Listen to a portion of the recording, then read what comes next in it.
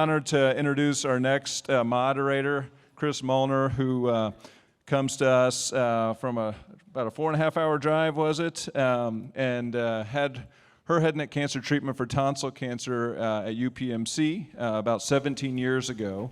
And it's really been an amazing survivor advocate and ambassador for the Head and Neck Cancer Alliance, and she's going to lead our last session on how to be a champion as a head and neck cancer survivor. So Kris and everyone on the panel, thank you so much for joining us. Appreciate it. Thank you, Michael. First of all, I want to mention something to you that I think all of you will understand. And this is a quote: "You'll never forget the person who came to you with a torch in the dark." It might have been the least unexpected friend that you never thought you'd hear from. It might be your spouse. It may be your mother or father. We never know. But what we have here today are all torch bearers, because each one of us, coming from similar places as all of you have decided that we needed to make a difference. And we become champions of survival for head and neck cancer. I came to this 17 years ago. I've been thriving for 17 years, much to do with the love I have for my husband and the love we share for our family. I have had an opportunity 3 times in my life to make a difference. One was the day I was born. One was the day I finished my cancer treatment. And the third was when I had my stroke. When I had my stroke 2 years ago, I had no idea what it was caused by, and I was told, fortunately I went to UPMC where I had been treated for cancer. They told me it's because of radiation. And so we dealt with that. I woke up and I knew that I was going to be okay, just as I knew I was going to be okay when I finished my head and neck cancer.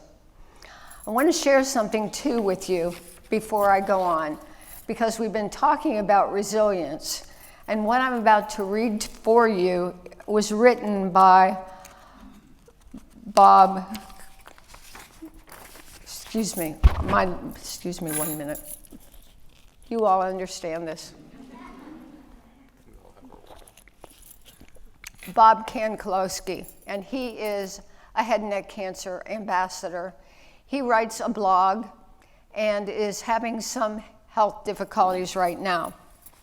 But he spoke about resilience, and it's funny because I'm the third person to mention that word today. And Bob says, resilience is a leadership mindset. It's an inner strength that allows us to learn from tough times and get back up when you've fallen. It's having the confidence that you can endure today's challenges, knowing there will be better days tomorrow. We all know that and understand that well. Resilient leaders learn from adversity and deeply grow in confidence and character when they overcome it. And I thank you, Bob. He doesn't even know we've mentioned him, but this is well worth knowing and understanding. We all are champions, as I spoke. I am a champion primarily because of being able to overcome the stroke I had a couple years ago. Not knowing that carotid artery stenosis would be part of it, and not understanding that at all, because when Doug and I entered this 17 years ago, there was nothing like this. There were no people to help. There were no questions, no answers to our questions.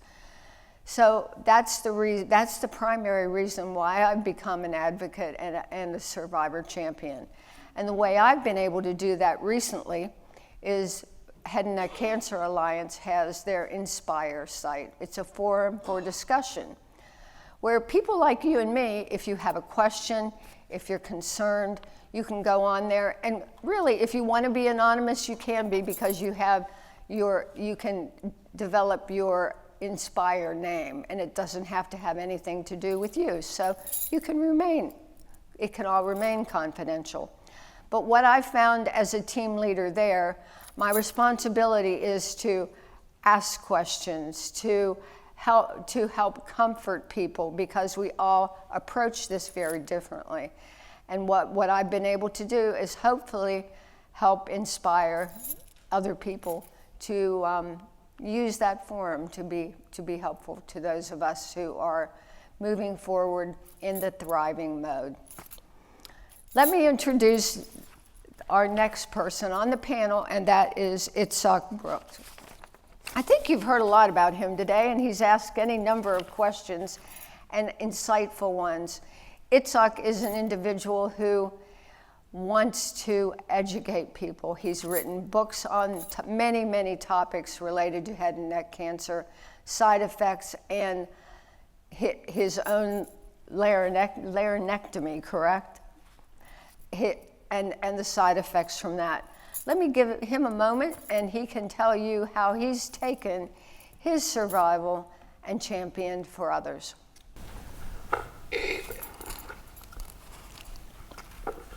As I mentioned earlier, can you with it heard? I had a difficult time, like everybody else, realizing that I am now dealing with head and neck cancer. And fortunately, I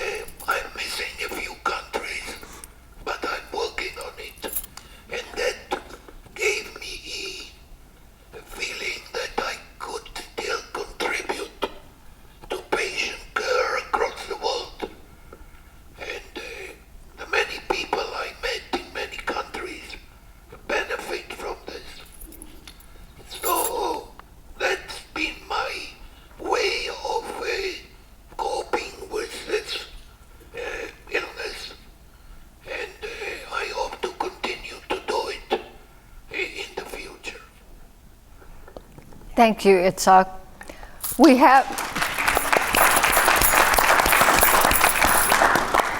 We also have with us Hank Deneski, who did get the Distinguished Service Award earlier today. And it's primarily because of his efforts in helping people understand helping them become familiar with diagnosis and setting up the clinics that he has all over Ohio. Western Ohio. So Hank, tell us about how you decided that this was your passion. First of all, I realized earlier today I have two very distinct dates coming up next week. Next week represents the last day of radiation and chemo 18 years ago. And next week also represents 67 years since I came home from the hospital after spending 5 months there being treated and rehabbed for polio. So it goes back to an early age, and what my parents taught me in my polio journey as to how to treat people and how to serve others. And that's the way my life has been. My educational background is psychology, so that plays into it as well. But with the help of my speech-language pathologist and a lot of encouragement from her and her offering us some resources, when I was going through speech, I spent 18 months with her going through rehabbing my epiglottis. My epiglottis was essentially frozen. So extended therapy to get me working. I talked about other people that she was seeing because I could tell some days she was very stressful. And from that, we built a support group in Dayton. It's still somewhat in existence, and with the help of a couple of ladies here today from Lane Block Voice Institute, I think we're going to be able to resurrect that a little bit better. But with her help, also the help of my ENT, my radiation oncologist, we got the support group going, and then I started to build an awareness program. Just putting up posters and signs during a Honcho week. Displays out at the VA, displays in a couple of the hospital oncology areas. From that, we get into education, trying to educate the public. From that, the education program came into me doing programs for the registered dental hygienists. And I've done them in Ohio, Kentucky, Indiana, and I do these for free. If there's an honorarium, and they can attest to it at the Alliance, that those honorariums go back to the Alliance directly. They put my name in the memo area, but they know that that was an honorarium that I received. So I don't charge for the materials, that's my cost also. But we've done groups as small as 10 or 12, and we've done groups as high as 35. From that, we started getting into, well, we need to do something about screening people. Because in the Dayton area, we have a lot of Turkish, we have a lot of Oriental people that like to chew on the betel nut, B-E-D-E-L. And it is a high cause of oral head and neck cancers, especially lip cancers. But we also knew that there was a lot of people that were coming to the hospital emergency room to be diagnosed with head and neck cancer. So we started the program on our own, not knowing that the Alliance existed. At that time, I think it was still called the Yul Brynner Foundation. But we started doing these, and then I met John Groves through the Spunk organization. And John put me onto the Head and Neck Cancer Alliance and what their program was all about. Matter of fact, at the time, the Head and Neck Cancer Alliance was looking at doing individual support groups. So John wanted to know how we were doing ours there. And from that, it just kind of snowballed. It was just trying to serve other people that didn't have the opportunity, especially because all of our health clinics that we were working with were all in indigent areas. Uninsured, the Turkish population, the Oriental population, the Appalachian population. They came from the coal mines to work in the Dayton factories. And we just kind of built the program from there.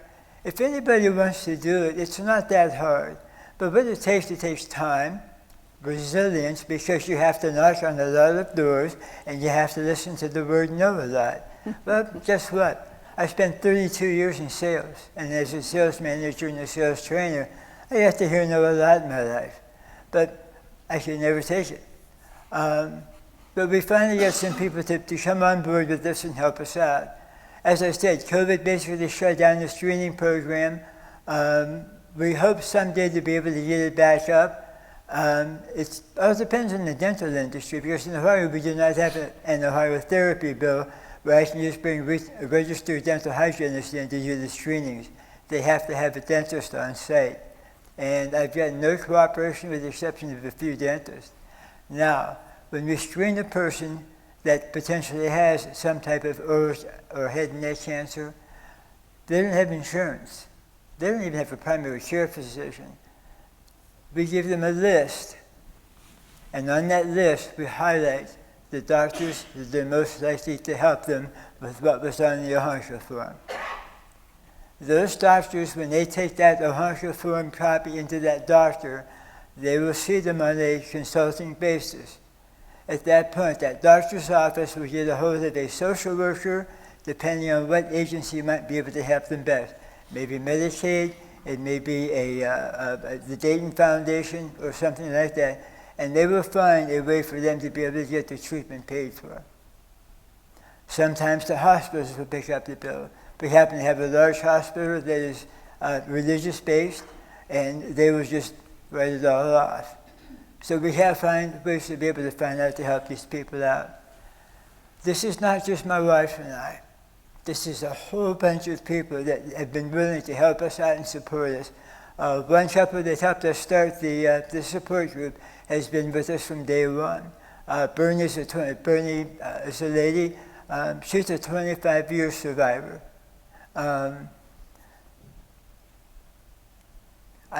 WOHNC@earthlink.net. If you want to get a hold of me, that's the fastest and easiest way. You'll get a spam message first, because I get a lot of junk mail these days. But if you want to get a hold of me and find out how you can get something started in your community, I'll be more than happy to help you with that. Thank you, Hank. You can see why the Distinguished Service Award. Hank not only gives his time with screening, but with peer-to-peer conversations too. I would like to add that Hank has also worked with the veterans in the VA hospital to have these screenings done. Thank you. Our next person is Superman HP. I'm sorry, let's give Hank a round of applause. Not only is Jason Mendelsohn known by his own name, but he's known as Superman HPV. He is a champion of helping people understand and reduce the stigma of HPV-related head and neck cancer. Jason also is an exceedingly successful fundraiser. So without a moment, we'll give him an opportunity to tell us about it. Starting my timer. Nice to, is that working? Is that working? Ooh, it's working. It's fun to be sitting here as compared to standing up introducing people, so it's interesting, it's a different perspective. Nice to meet you all, and I'm humbled to be able to be on the panel with everyone, and it's amazing to hear what everyone's doing. Quite honestly, it's impressive to me. It makes me feel like I'm not doing that much. So my quick story is that I was diagnosed in 2014, found a bump like everyone else has said that came out of nowhere. And back then I had hair and no beard. I decided to shave my head and grow a beard during COVID. And I used to shave every day and the bump appeared. So I just want to quickly tell that story where my doctor's 10 days of antibiotics and steroids, went on a trip, traveled, nothing changed. Immediately came home on a Wednesday evening, and next day, I had, a needle biopsy, and found out that I had, like 2 days later, stage 4 HPV-related tonsil cancer. Now, granted, at the end of the day, if it would have been the end of 2017 or 18, it would have been stage 1, but back then, stage 4. Never heard of HPV. Quite honestly, never before 2014 did I ever put those 3 letters together, just so we're clear. And even back then when I got diagnosed, one of my wife's friends asked why I wasn't embarrassed to tell people. And so let me just tell you from a mental health perspective, I think it's a horrible, horrible problem where people get diagnosed with an HPV cancer diagnosis and then feel ashamed. It's hard enough to have cancer, let alone to feel ashamed that you have this diagnosis. To backtrack, so I got diagnosed. I ended up having a radical tonsillectomy, neck dissection, 7 weeks chemo radiation in a feeding tube, and made videos to my 3 kids saying goodbye. And those videos went something like this. One day you're gonna get married. I'm not gonna be there. This is what's important. I cry very easily, just to tell you. So I'm gonna fast forward to ringing the bell August 11th, 2014. Life is great, but to remember that I never heard of that diagnosis, right? Most people have heard of breast cancer, lung cancer, pancreatic cancer. I'm not trying to minimize those, but I had never heard of the diagnosis I was given. And my dad was a doctor. I was involved in the medical office. I go public because I decide I'm going to protect other boys and girls from HPV preventable cancers.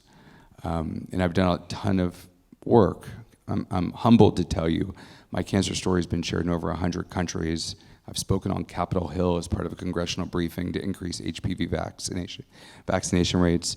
And I've done a lot of things trying to really stop other parents from ever having to make videos to their kids saying goodbye. I'm going to fast forward to your question about fundraising, so I can touch on that as well. Hopefully this doesn't seem disjointed.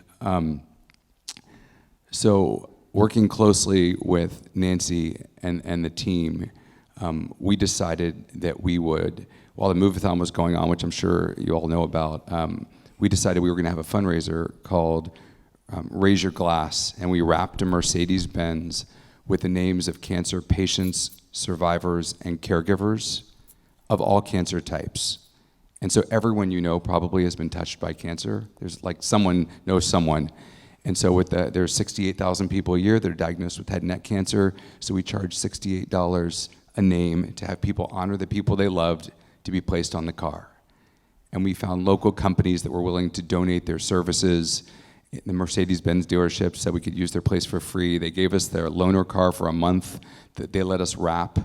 And we had the event there, and we raised over 40 grand for head and neck cancer programs for the Head and Neck Cancer Alliance.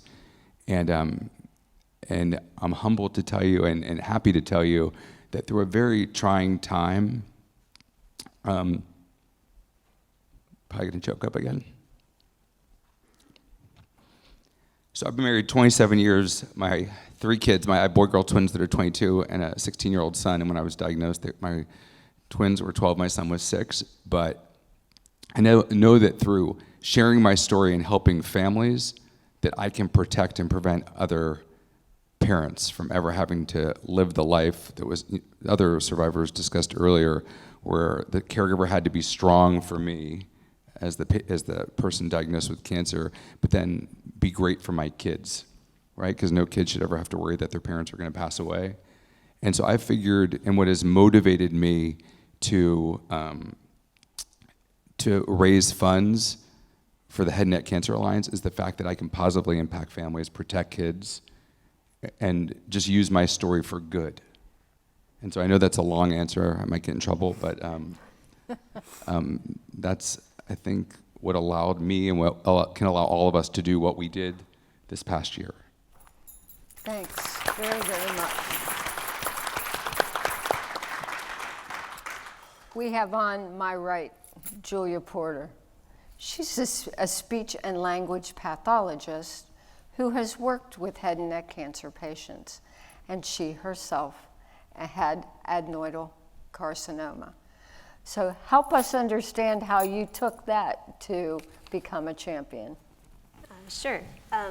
So In 2016, I'd been a speech pathologist for just a little over a year, and had always had interest in working with head and neck cancer, but at that time was more just trying to kind of grow my understanding and knowledge. And I started to have kind of these weird symptoms where my nose, I would feel kind of stuffy on one side, or I would think I was getting sick. Honestly, I feel like if this would have been COVID, I probably would have found it a lot faster because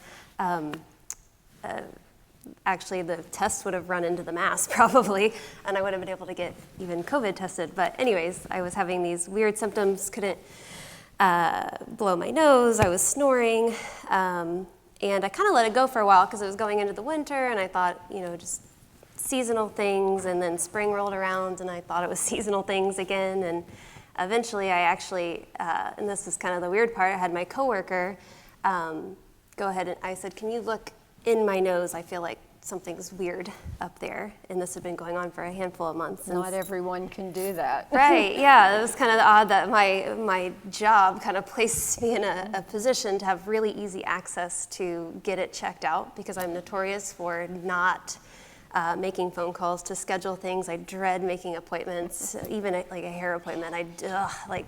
Online, electronic, appointment request, I'm all over that. But I was, kind of dragging my feet on that. And I remember my coworker over lunch, we were playing around with the scope, and she just tried to go in my right nostril and couldn't really get any farther. And on the screen, I just kind of remember her face, and she was like, that's not supposed to be there. And, but it actually looked friendly enough. It really didn't look like a zebra, I guess. You hear hooves and you think a horse. This was really a zebra. And so I eventually saw an ENT, and they said also the same thing, that it was probably just a polyp, but get it removed at some point. Don't wait a year. And I was like, I'll just take your first surgery date. And then I got the call the next day that the path had come back as adenoid cystic. And again, at the time, I was interested in head and neck cancer, working a little bit with it, but I still had to ask him to spell it, and then got on Google and was like, ooh, this Just like everyone else. yeah. And I was like, adenoid cystic, this is not fun. And so I remember asking, am I going to be okay? And I am. Anyways, so yeah, couple surgeries later, the first one, they couldn't get good margins, had to have another much larger surgery, followed by chemo and radiation, and then kind of that after of, okay, I'm done now, but what does that look like? And so a lot of the mental health challenges that we've talked about today, really thankful that my team, kind of proactively referred me for that, to kind of build up that resiliency. And so now really, that's mainly, I work a lot with head and neck cancer patients, and so kind of being on the other side has been, quite a perspective, or something that I can share with patients. I make sure to say we all have different stories and different experiences, and where yours is and where mine was, and different types of diagnoses. But often, that's kind of the first time a patient's met someone else who's kind of been through even the process of radiation, and they're asking questions about the mask, and is it going to be inside of a tube and things like that. And they may have been told that information before, but that kind of was coming from a physician, and so really just sharing that perspective with my patients if they're willing to hear it too. I understand that that's not always helpful, so kind of gauging that. And we have a wonderful head and neck support group at my hospital, and I'm a facilitator of it, but I feel like sometimes I also participate as a patient as well. I got kind of connected to the Head and Neck Cancer Alliance through Dr. Moore, first through the Patient Ambassador Program, which is just a wonderful program, and was really honored to help captain a team for the Move-a-thon event, the inaugural event, and I'm really excited for future events to come. I thought that was a really successful and awesome just way to spread the word, and I was really blessed to be a part of that. That means your team is going to really have to kick butt this year, That's right? true, yes, yeah. Gonna have to hold it to them. Thank you.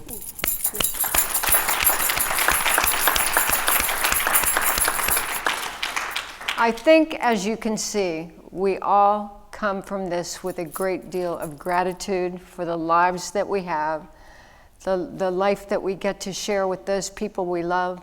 So we're then able to share that gratitude with others. It comes in all sorts of different forms. But you can see what we've all taken, what could have been construed as a tragedy, into something that's really quite great. Bev, do you have questions? Are there questions for us? We don't have a list of questions, but I'd love to walk Okay. around and get our participants' questions. Start up here.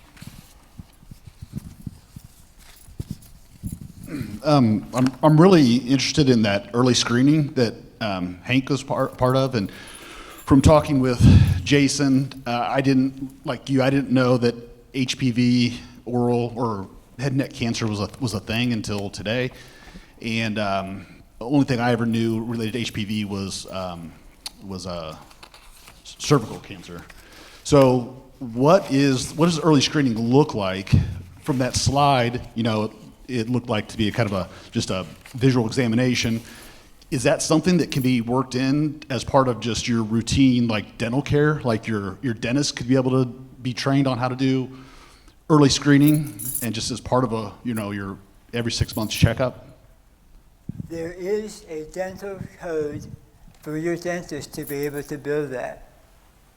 Whether they do it or not, some dentists bill it because you're in the chair. But that should be at least once a year when you're in there for your cleaning and everything else. They should do that screening right then and there. Your PCP, in most cases, especially DOs that I've been able to find, but PCPs, your primary care physician, also should be able to do that screening. It's not that difficult. In our screenings, we had ENTs, head and neck surgeons, general dentists, and oral surgeon, maxillofacial. I know there was somebody else that was kind of odd in their title, assisted by registered dental hygienists. But your dental hygienist can do that in the chair as well, if their physician, if their dentist allows them to do it and will supervise the results of it. It's about a 10 to 15 minute process. You saw pictures up there. We're in at Sinclair College in downtown Dayton, Ohio. Every year, the Levin Foundation used to hold a big health fair, an all-day affair on a Saturday. Took up 3 floors of the one hall there. We had expanded every year so big that we were in 2 rooms that year. The room that we were in there that you saw the one picture of probably, if it's an open room, that room was 20 feet wide by 50 feet long, and we had chairs in all of it. But like I said, there is a dental code to bill that, so it should be done by your dentist. If they're not doing it, ask them why not. And if they refuse to do it, they'll say, well, we don't do that in this practice. Say, well, then maybe I just need to find another practice.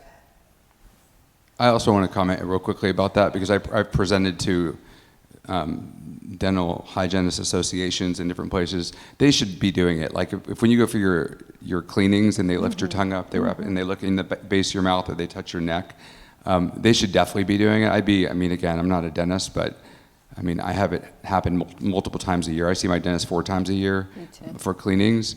So, and then the only thing, if I can add just real quickly, which is relevant to me for you, if you ever have a sore in your mouth that's not healing, a fishbone feeling in your throat, I would immediately go to your ENT, or a bump that appears out of nowhere on your neck. And I don't mean just you, I mean people you know, because I think a lot of times people take too long to get to their ENT. It takes 12, 24 months or more bouncing from doctor to doctor to get to someone to look at it. So I would say, but those are a few things to look for: a sore in the mouth that's not healing, fishbone feeling in the throat, bump that appears on your neck out of nowhere. But your dentist should do those, in my opinion, the screenings. I just had, one thing.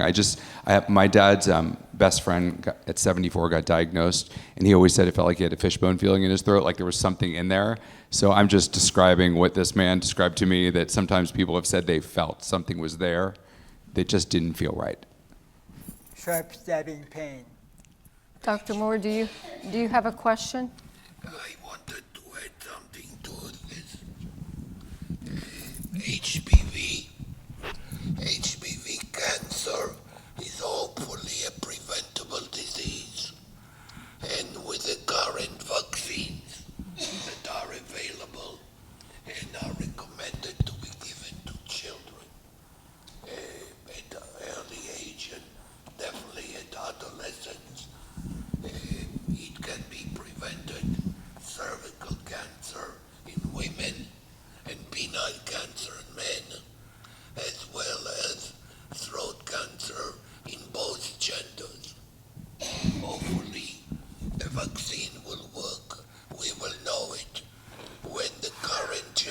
infection will get to the 30s and 40s.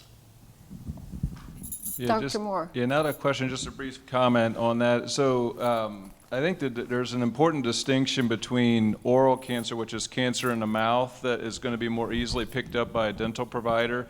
That very rarely is related to HPV. HPV typically causes cancer in the tonsil, which you can sometimes see when you look in the mouth, but not always. And also what's called the base of the tongue, which is when you stick your tongue all the way out, you can't quite see it. It's around the corner. And so to answer your question, there's actually not a good screening test for HPV-related throat cancer. HPV-related throat cancer is actually about 50% more common than cervical cancer in women. It's the most common HPV-related cancer in America. Cervical cancer has been pretty steady or maybe slightly going down because of they have actually a very good screening test. So the Pap smear and the HPV analysis for women actually can pick these up pretty early because you're looking at a flat surface and any subtle changes in it can be picked up very easily. Whereas the back of the throat, there is no such thing as a Pap test.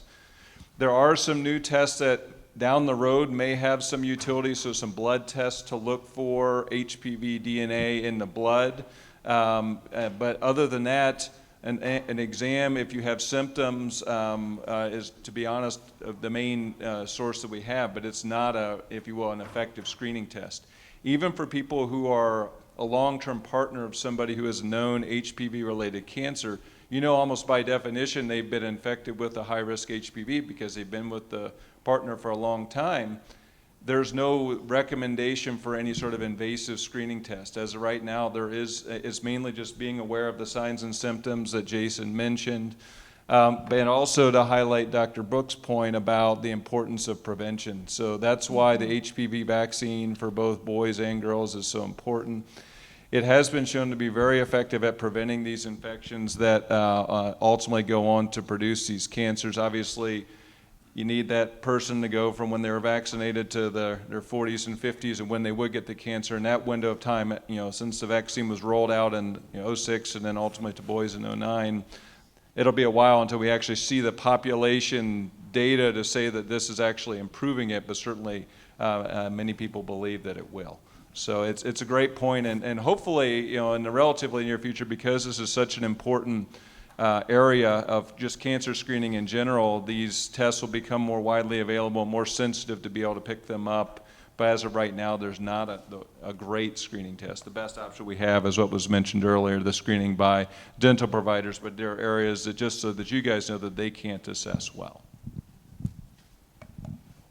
I just want to say, and that's why we have doctors in the room, because that was so beautifully said. I was describing, obviously, HPV differently than oral cancer, so thank goodness for Dr. Moore, saved the day.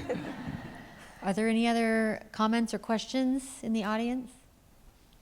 Do we have any? We have some. Yes. Perfect. Yeah, so there people are asking about that blood test, what's called the NavDx. This is kind of an intermittent microphone here. A NavDx test, which some of you may have heard of. This is basically a blood test that looks for DNA from the HPV that's typically from cancer cells that have died off. So basically, cancer grows and dies quickly, and when it dies, the cells pop and it releases the DNA out into the blood. And so if you do a blood test, and you see that DNA that's released is chewed up quickly by the body. So if the cancer is gone, then you get this momentary release of the DNA around the time it dies, and then the body gets rid of it. So in theory, that when your cancer is cured should go down to zero, essentially, or non-detectable level.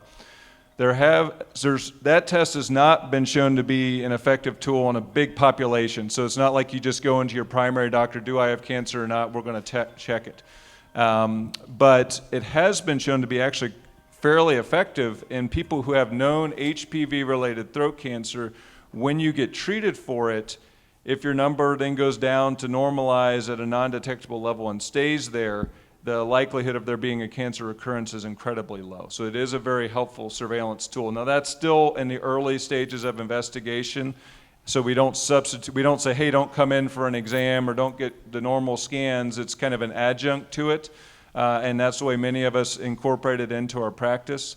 There are other similar tests that are becoming available for non-HPV related cancers where they'll actually take a piece of your original cancer at the time of the biopsy, or if you had it removed, a piece of it where they can actually sequence the DNA of it and do a similar test where you would actually test the blood for that DNA as well.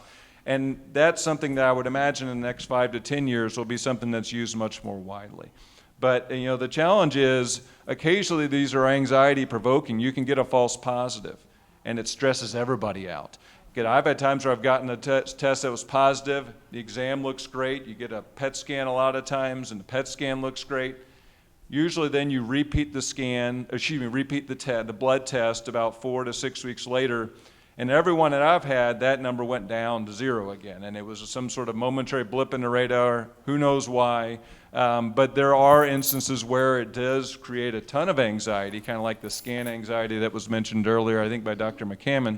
And you get that test, and as of right now, there are times we don't know what to do with that result. And so you typically then repeat the exam, maybe do some additional scans, really scrutinize them for any new symptoms. But outside of that being a blood test, we wouldn't know what else to do with it if it did stay elevated. Fortunately, I've been using the test for maybe 3 to 4 years. I've not had one that went up and stayed up and we never found the cancer. I had 1 or 2 that went up and then it ultimately went down, thought either it was a false positive or it was just some other blip that we don't know exactly why it was elevated and ultimately got better over time. I don't know, does that fully answer the question that was online? Okay. Thank you. We're about to conclude, but I think it's important for you to have observed that we've found ways to help. You can find your own way. You can be known as a local expert, I hate to say, but you can know that you're there to support other people in your community who may need help. You have to understand that not everyone wants that help, but if they do, that you would be there to help them. You can get a team for the move-a-thon like Julia did. The move-a-thon is coming up for Head and Neck Cancer Alliance. I believe it's in April 2024, so be on the lookout for it. It's probably $68 or 68 things. Last year, I had a shoulder replacement, so I gave a dollar for every girl push-up that I did, and I made it to 68. I gave a dollar for every day I fed the horses hay, and that was 84. I gave $2 or $3, 84 days. So it can be anything you want it to be. You can figure out if you're comfortable being a peer-to-peer person. The Head and Neck Cancer Alliance website, headandneck.org. Go there, look at the program, see how you might engage yourself in the activities to help one another. I encourage each of you to do your best to give somebody the feeling that someone gave to you, that torch in the night that someone gave to you. I think all of us can be exceedingly emotional about that moment when we heard from somebody we didn't expect to hear from. I thank you. I thank each one of you guys for being up here today with me, sharing our stories and showing how we can help other people thrive. Thank you.